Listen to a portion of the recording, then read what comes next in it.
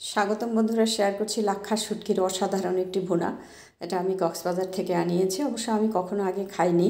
তো আজকে আমি আমার মতো করে রান্না করে নিয়েছি। শুটকিটা আমি কেটে এরকম করে টুকরা করে নিয়েছি। তবে এখানে আমি কিছুটা গরম পানি নিয়েছি, নিয়ে আমি ভিজিয়ে 10 মিনিটের মতো রেখেছি, তারপরে ধুয়ে তুলে নিয়েছি। এখন চুলায় কড়াই বসিয়ে দিলাম, দিয়ে দিলাম এখানে সরিষার তেল। তেলটা গরম হয়ে আসছে, পরে শুটকির টুকরাগুলো দিয়ে আমি একটুখানি হলুদ দিয়ে ভেজে তুলে নিয়েছি। তারপরে ওই তেলেতেই দিয়ে দিলাম এখানে বেশ কিছুটা কুচানো পেঁয়াজ, তারপরে রসুন বাটা, আদা বাটা, জিরে বাটা, আর দিয়ে দিলাম এখানে হলুদ গুঁড়া, মরিচ গুঁড়া এবং পরিমাণ মতো লবণ দিয়ে এখানে একদম কুচি করে কেটে নিয়েছি টমেটো, সেটা দিয়ে একটু পানি অ্যাড করে ভালো করে কষিয়ে নিয়েছি। তারপর ভেজে রাখা শুটকি টুকরাগুলো দিয়ে নাড়াচাড়া করে একটুখানি পানি অ্যাড করেছি, আর কাঁচামরিচ ফালি দিয়ে ঢাকা দিয়ে আমি রান্না করে নিয়েছি। রান্নাটা প্রায় কমপ্লিট। তো নামানোর পূর্বে আমি এখানে টমেটো কুচি আর কিছুটা ধনেপাতা কুচি দিয়ে নামিয়ে নিয়েছি। আশা করি ভালো লেগেছে।